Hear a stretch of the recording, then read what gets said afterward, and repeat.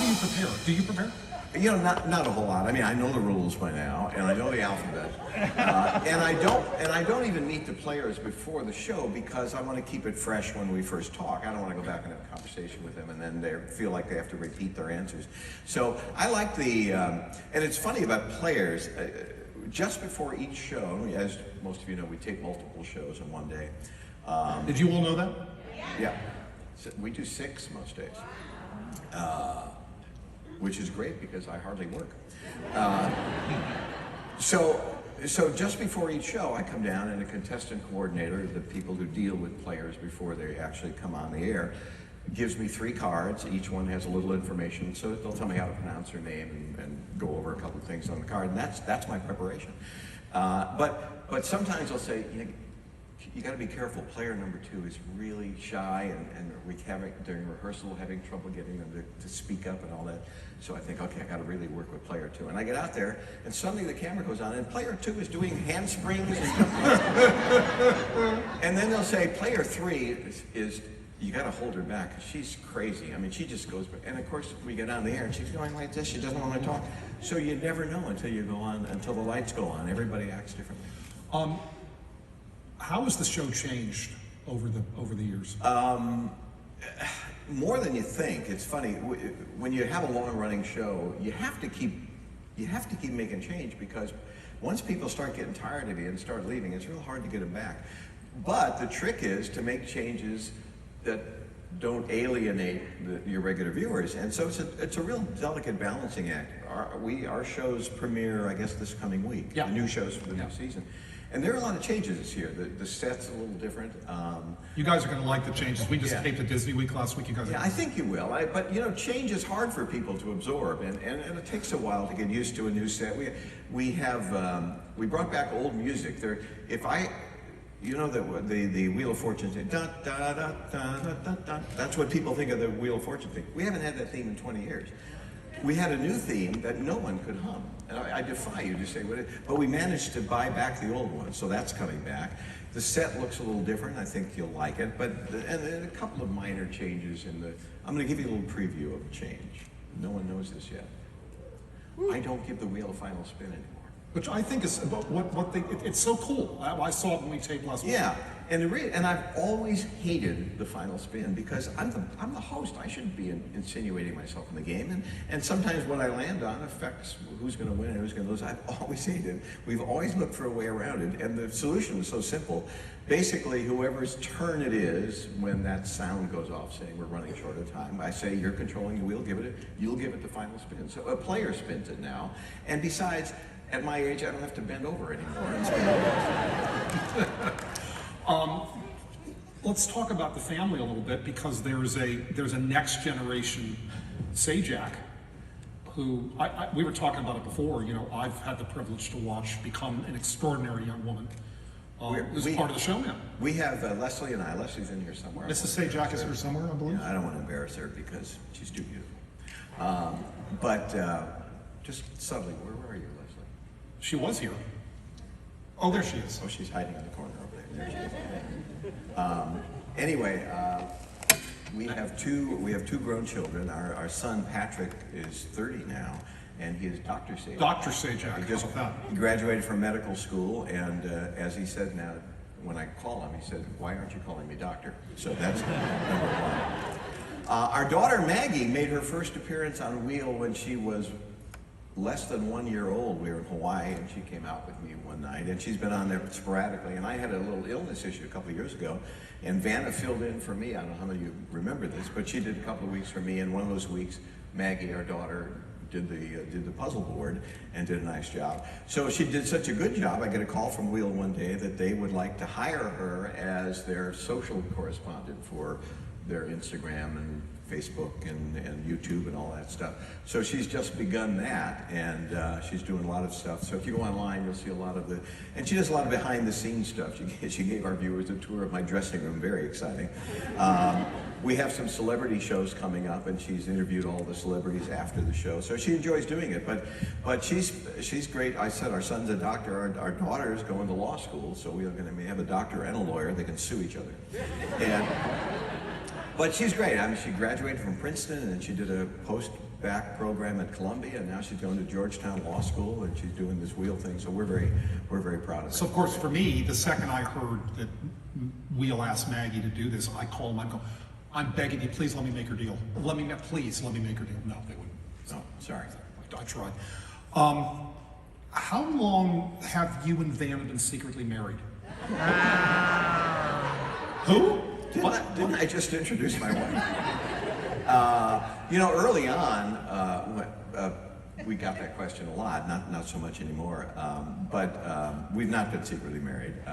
Actually, it's been a great relationship because she's a little like me in that she takes the show seriously, she takes her job seriously, but she doesn't take herself too seriously. And sometimes I shudder when I think about who they could have hired and who've gotten their big heads over their success. I mean, when the show back in the 80s and 90s, I mean, Vanna was on the cover of everything, and she, when you ask her what she does for a living, she doesn't say, "Well, I'm a performer and I'd like to direct one day." And she says, "Hey, I touch letters and they light up." So how can you beat that? And so that's been great because it's been a really good relationship. We don't see a ton of each other outside. Leslie and I and Van and her boyfriend. Sounds odd for an older woman, but boyfriend. We'll go out to dinner occasionally. But she's obviously I've known her longer than I've known my wife, and we get along just great. She's fun to work with. She's a terrific woman. Yeah. Why is the show successful? If I could tell you that, I'd be out creating other shows, and that would be. And nobody knows for sure. It's a very strange thing. I mean, it's a good, solid game. I get that, but we're playing hangman out there, which is honestly we're spinning. Right? That's it. I mean, why this is translated into 40 years of success, it's very hard to tell. But I do know this, that somewhere along the line, we became more than a successful television show. We became a part of people's lives and a part of the popular culture. Even if you don't watch our show every day, and most people don't watch it every day, they think they do, but they'll watch it once a week, twice a week, whatever.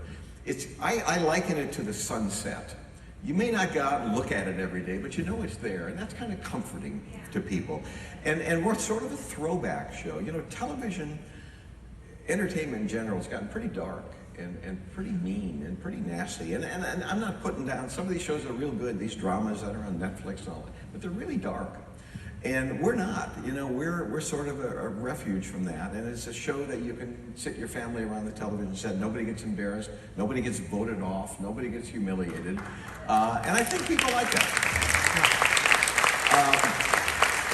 And the other thing that happens when you've been on the air a long time, it becomes a very evocative show. It takes people back to happier times, better times. Almost every day someone will come up to me, often with tears in their eyes, and say, I just lost my grandma, but I used to sit and watch the show with her growing up, and now I'm watching it with my kids, and I'm very proud of that. I think that's the thing I like most now, that we've connected with people, and no one intended this. I mean, we intended to be a successful show and make a lot of money and go home. Instead, we've become part of the culture and part of people's lives, and I'm, as I say, I think that's the thing I'm proudest of. Yeah, I mean, truthfully, it's referred to this way, but I think it truly is America's game, right? I mean, it's been a little different during this pandemic. We've had to have more California people on because people weren't traveling, but we're getting away from that this coming season. I'm happy to say we're having more people from around the country, but there was a time when you watched TV game shows, it looked like everyone just stepped off the beaches of Southern California, because they did. We've always, in our history, made a really concerted effort to be America's game. And our contestant people would go out at least once a month and go to another city and go to a place like this and try out people and try to find people. I mean, when you watch our show, you get people of all sizes and all types and all ethnicities. And it is America's game in that sense. And I think people sense that when they watch. They think, that could be me. It's not, some model sitting up there. It's, it's a regular person. And we have people from all walks of life. We have doctors and lawyers, but we have truck drivers and electricians and people who wait tables and all that stuff. And And what I like is, I was talking about how dark television is, how dark life is getting in many ways. We've lost the ability to communicate with each other. We're calling each other names. We're judging people on who they vote for, where they live, what they look like. It's a tough time in that regard. And for me, to go in every day, if we do 5 shows, I meet 15 people from around the country, and I'm telling you, they're all really nice people. They don't care about all the stuff that everybody's fighting about. They pull for each other. They're happy when another person wins. They're happy to have that experience. And to me, it's kind of heartwarming. To know that America is still a really cool place. But if you spend a lot of time on Twitter or watching these political shows, you think we're all at each other's throats. And most people aren't. They want to get on with their lives, they want to raise their families, and leave us the heck alone. You know?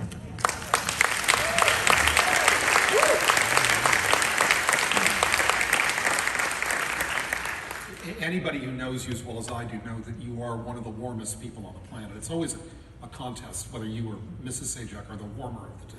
Well, I am a little warmer than my wife, but not much. We have Tony is pulling my leg just so that thing will come down. I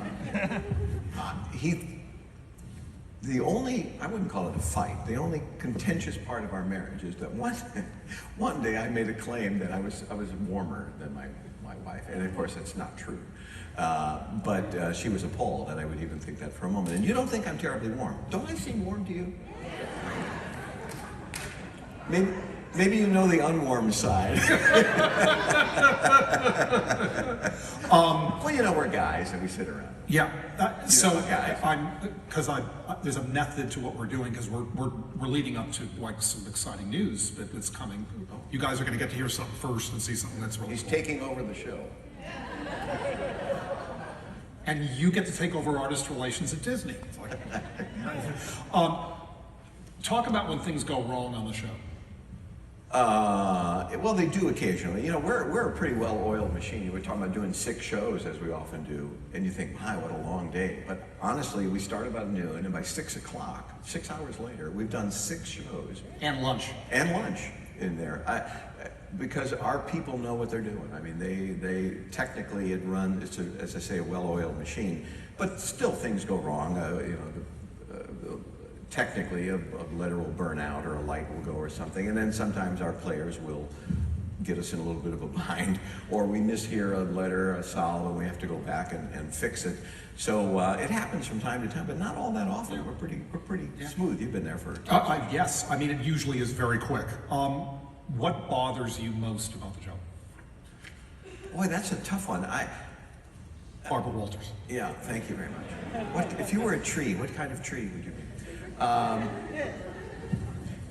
Not a whole lot. I would talk about the players earlier and how much I care about them and want them to do well. Probably 5 times a season. This is just between us, okay? 5 times a season, there's a player on that I want to strangle. Not enough to kill them, but maybe to have them lose consciousness. Honey, this is my warm side. And I'll tell you what kind of player that is. And I don't mean a player who makes mistakes, because it happens to all of us. If I were up there, I'd be screwing up too. But every now and then you get someone who is there for the wrong reason. They want to be a hoot and show to their friends that they're on the show, and they want to be performers, and they're not much interested in the game. They're interested in showing how clever they are, and I don't like that, and so I always root against them, and they always end up winning, which really annoys the heck out of me.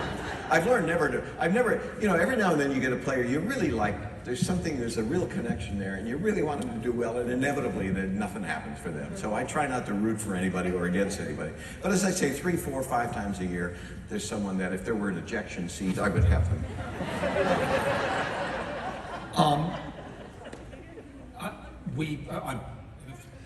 All kidding aside, a privilege. We get to spend a lot of time together, and you do get recognized quite a lot.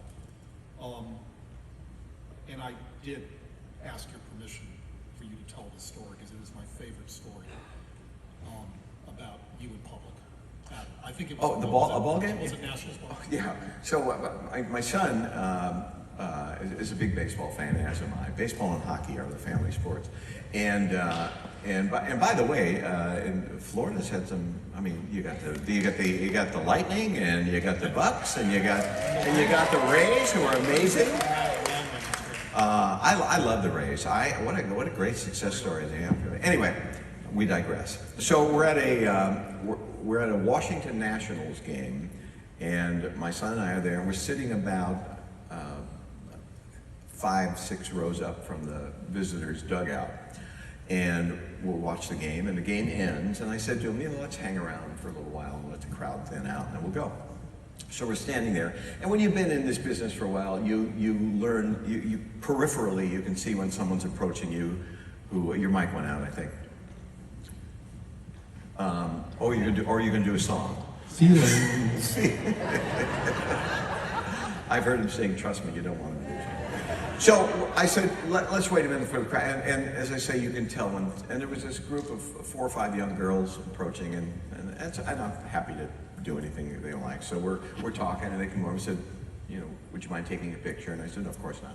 So they go, but normally when you say that, they would get right next to you, and then they'd ask someone else to take the picture. Instead, they moved a couple of rows ahead of me toward the field and looking up at me, and I thought, I'm too old, I'm not going to crawl over the seats, you guys get up here. And so there's this awkward moment trying to figure the whole thing out, and my son leaned over and said, Dad, they want you to take their picture. That's just no idea. Just when you think you're a big deal. I apologize, I know I look like Jerry Springer, but with the microphone. They may have turned it off for a reason, I'm not sure. But, so, you've done some acting. You've done a couple of plays. I think one is on the books for next summer again. Yeah, I have. I have a dear friend who lives out in Hawaii. I was in Vietnam for a couple of years, and in the Army, and I made a good friend back then, and he 50 years later, he's still a close friend. He's a newscaster out in Hawaii. And years ago we said, and he's an actor, and he writes plays and everything, and we bemoaned the fact that we never had a chance to work together. He said, well, let's do a play together. So some years ago, almost 20 now, we did Odd Couple together, and since then, every 2 or 3 years, I go over there, and we've done it in other cities, but usually I go to Hawaii, because first of all, if you stink in Hawaii, who cares? And I love doing it. It's a fun exercise. Actually, we're doing next summer. We're doing Sunshine Boys. I'm old enough to do that now. And the best part is, I get to go to Hawaii to see it. It's part of my job. Yeah. Tony's been a loyal. Well, so I've done. Can I talk about? Well, I was going to say the other thing you've done that was really cool. So I have another friend who is a world-renowned conductor of orchestras, and again, I've known him for 40 plus years, and same thing. Gee, we never get to work together. You're a conductor, a host. How can we ever work together? So he went out and he had a composer friend of his record an orchestral accompaniment to the Casey at the Bat famous poem. Everybody know Casey at the Bat? It's fantastic. It looked extremely rocky for the Mudville Nine. Well, so here it's a great piece. It's about 8 minutes long, and so I would go out with orchestras. I did it with the Dallas Symphony, with the Florida Symphony, several other orchestras around the country, and I would do Casey at the Bat. And then later on in the program, I would conduct a number, and you have pretty standard stuff, Stars and Stripes, the William Tell Overture, and all that stuff. And I have a sense of rhythm, and it works real well. And I got to tell you, by the way, the greatest high in the world you can have, trust me, is to stand on the stage, drop the baton, and 80 world-class musicians do this wall of sound that you feel like God. And I understand why conductors are all megalomaniacs.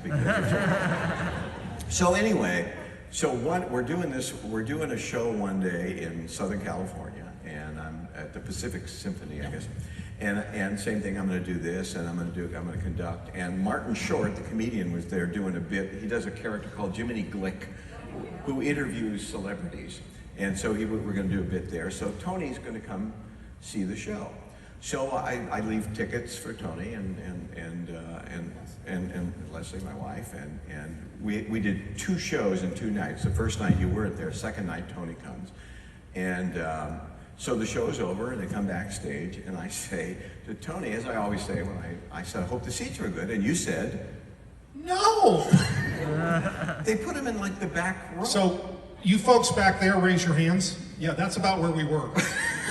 And I felt terrible about that, and you've never let me forget it. I said, and never will. No. So this is timed perfectly because we're going to make the big exciting announcement of something really cool. You guys are going to be the first to hear it, and then we're going to take some questions from the audience, and then we're going to lunch because I'm starving. Okay. By the way, it would help if all the questions were multiple choice.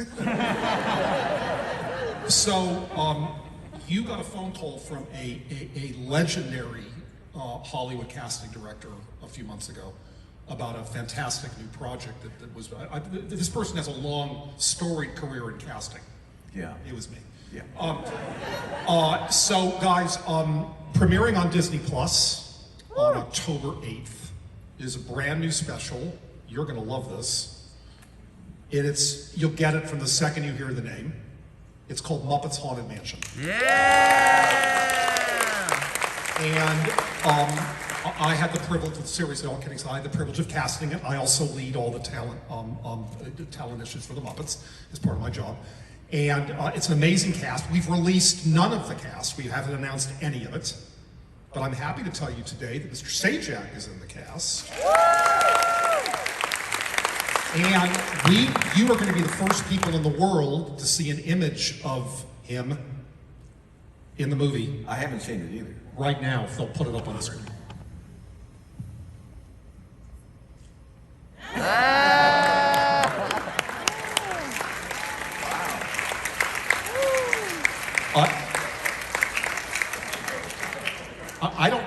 I don't know what to say. You look stone-faced to me. Thank you very much. I've been waiting for a month to say that. By the way, that's the extent of my performance. It's a very small but unpivotal role.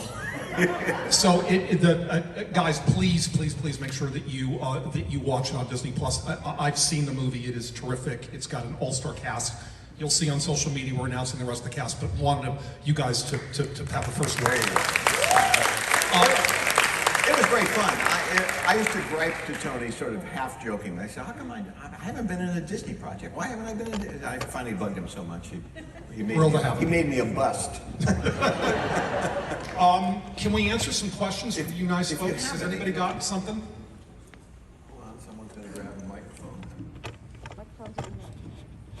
And if you would say your name, first, where you're from, and your Visa card number.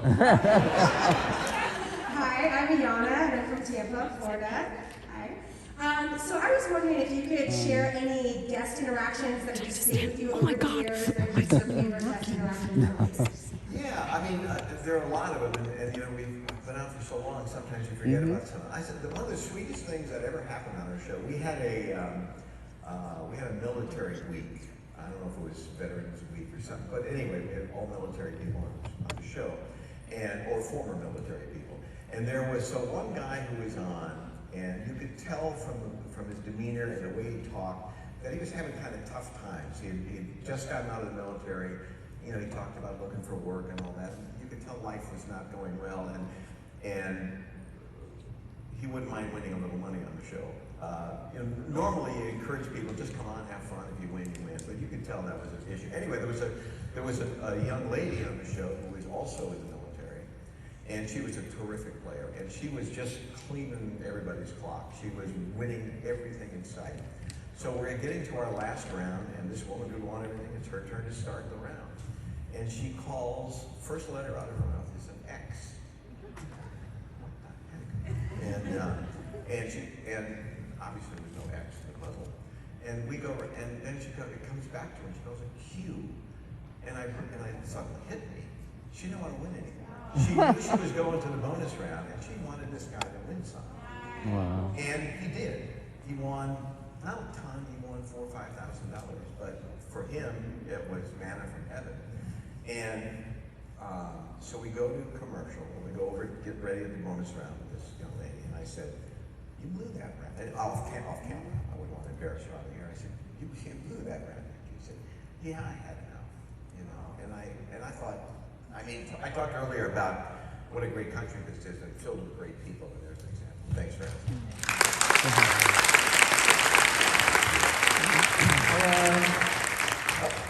Hello. I'm originally from Serna Park, Maryland. Live down here now. Yeah. Nice to meet you. Yes. What was your Steve? What did your family like to watch Disney movies when they were kids? Wow, my kids, our daughter especially, was a big Disney Channel person, and she would all those shows, and I can't even name any of them now, but It's probably Miley Cyrus's show. yeah. Hilary Duff show and all those. Yeah, exactly. She loved those shows, and would watch those a lot. We were lucky enough to That's okay. we were lucky enough to get invited to Disney premieres, and that's always really exciting to go to a Toy Story premiere, you know, walk on the red carpet with your 3-year-old. Have you been invited to any recently? No, but am I invited to the Muppet premiere? I'm in the darn thing. I think so. Later on the back. But yeah, I mean, we've been a Disney family all our lives, and so yeah, that was that. Who else? We're jumping over here. I think we're going left to right. Okay. Really should have. Hello, so I'm Megan. I'm from Long Island. I just moved to Orlando 2 years ago. For the final bonus round, why do you choose the letters R, S, T, L, N, E? We do that because they are statistically the most common letters in the alphabet. And when we first started doing the bonus round, years ago there wasn't even a bonus round. We started doing it, and people would choose letters. They would inevitably choose those letters. So it kind of got a little boring and repetitive. And also because everyone was choosing those letters, it would be easy for us to sort of rig the puzzle, favorably or unfavorably, by not including a lot of those or including a lot of those. So we decided just to give them those letters to start with, and then force them into picking something a little more exotic. Yeah, I hope that makes sense. Yeah. Hey. Hi, I'm Andy. I live here in Florida. I'm also a cast member at Walt Disney World. And my question for you is, with your career, when you said you were like a weather person and up to where you are, can you draw any like inspiration you've like taken from like other talent? Like, have you ever had any inspiration in your life where you looked up to? You know, Yeah, I can do it very specifically. When I was a kid, long before all these late night hosts, long before Jay Leno, long before Johnny Carson, and I was trying to see if folks who would know this name, Jack Parr was the host of The Tonight Show, and I was, I don't know, 12, 13 years old, something like that, and I just thought he was the best, and I loved him, and by the way, I got to know him later in life and became a dear friend, and that was exciting for me, but he made me think I wanted to be in television. I wanted to be in broadcasting in some way. If I ended up as a disc jockey in Cleveland, I would have been happy. So obviously it worked out better than I'd hoped. But early on, it's, you know, while other kids were looking at other careers, a fireman or whatever they wanted to be, I wanted to be in broadcasting, and a great measure had to do with Jack. I'll tell you that. Thanks for the question. Thank you. Hi. I used to watch with my grandpa, and we would watch and figure out what the contestants were going to buy at the end. I want the dog. And we would always say, time for the dog, time for the dog. The ceramic Dalmatian. Yeah. He had a name. We named him Sheldon because the guy we bought prizes from, sort of the prize broker, his name was Sheldon. And by the way, I have a ceramic Dalmatian at home. It's turning a little yellow, but I do have. And you know, it's funny. People talk about, you're referring to the shopping days. I don't know how many remember that, but years ago, you didn't win money. You won some cash with which you could buy cheesy prizes on that show. So, and I know nostalgically, oh, those were fun days. But I'm telling you, trust me, those were the most boring 2 minutes in television. A little circle would appear with the woman's head inside, going, trying to decide whether she wanted the cocktail table or the lamp. It was not exactly riveting television. But at the end, when you had like $100 left, what do you get? So they'd end up with the ceramic Dalmatian. So I guess we'll take a couple more because time is running short. Hi Pat, my name is Lania, and I own Earth and Marine Water dance studios in Clearwater and Tampa, so I'm a ballroom dancer. Okay. And it's a pleasure to meet you, sir. And I was wondering if you could talk about your time before being a weatherman, the jobs that you had that were when you were a young man. Yeah, I'll run through it real quick. You know, my go-to job when I couldn't get work in broadcasting, for some reason, was hotel work. I was a front desk clerk in Chicago at the Palmer House, in Washington D.C. at the Madison. Were you warm? No, it wasn't even warm then. And I worked at Howard Johnson's in Nashville, and I had worked at a couple of little tiny. My first radio job was at a foreign language radio station. I knew a guy who was a broadcaster in Chicago, and he knew I was interested in, and I'd never worked before, and he said, I know this guy at this, and he mentioned this radio station. I grew up in Chicago. I had no idea what this station was he was talking about. As I was driving, and I tried to find it on my dial, I couldn't even find it. It was a 250-watt station. But he said, go in and talk to this guy. They need a rip and read newscaster, which means you go to the teletype machine, you rip off the headlines, and once an hour, for 5 minutes every hour, here's the latest news from Associated Press, and you'd read this stuff. That's what they needed.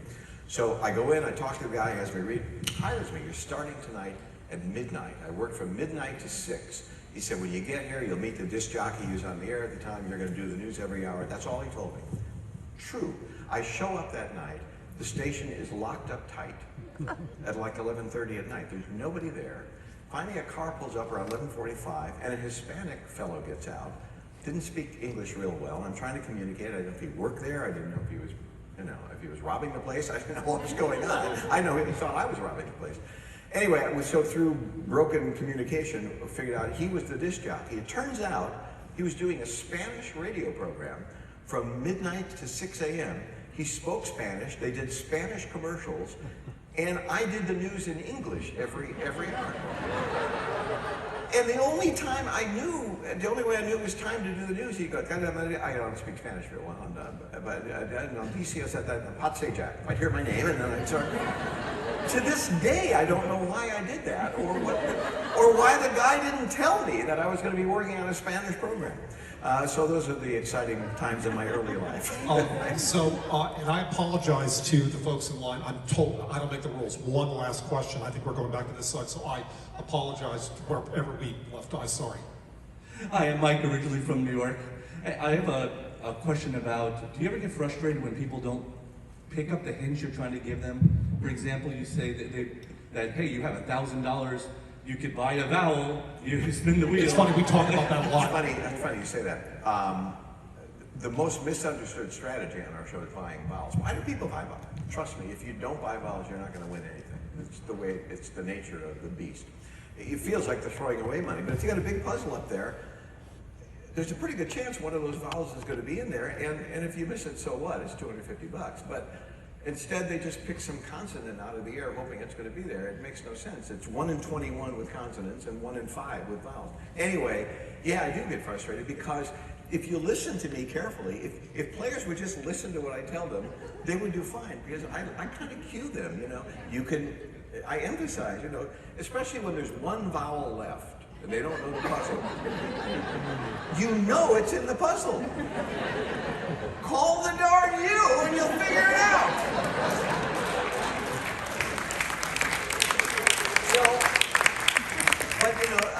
But again, I don't really get angry because they're so worried about making a mistake and doing something wrong and all that kind of stuff. So, but I do. But you're pretty good to catch on to that. Yeah, if they would just pay attention to me, they would do much better. But sometimes they forget I'm there. One of my favorite parts of the show is the last 30 seconds where you do a little banter with Nana, and invariably she shakes her head like, yeah, what's he doing now? Yeah, I know. We have great fun doing that, and here's the way it works. So you have to go to the bathroom? It's my way of getting a subtle hint. Okay. But I do, we talk at the end of the show, maybe 20, 30 seconds, but we never know until the very moment we go on whether we have 20 seconds or we have a minute. And so we try to, people ask if we write that stuff. I said, first of all, it'd be a lot better if we wrote it because obviously we don't. But out of 5 shows, probably 3 are pretty funny or interesting and some are kind of boring.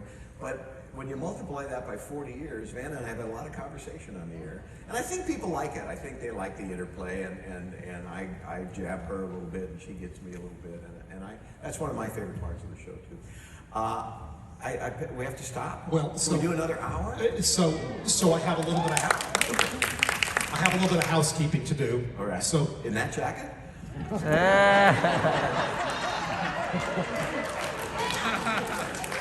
you know, I'm the one who controls if he gets tickets to the park or not. I just want to remind you. Sorry. Folks, and I really should come to rehearsal. Stephen Amos, Stephen Amos from Give Kids the World. So there is a autograph and photo session with Mr. Sajak, and guys, there is a charge, but every penny of it goes to Give Kids the World. So, every penny.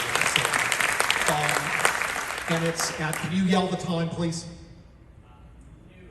Okay. So that's good. So please come out and say hi, and you can pay to Give Kids the World to get a photo and an autograph. I'll pay you to take one of me. And by the way, guys, you are supporting maybe the greatest charity in Central Florida. So bless you.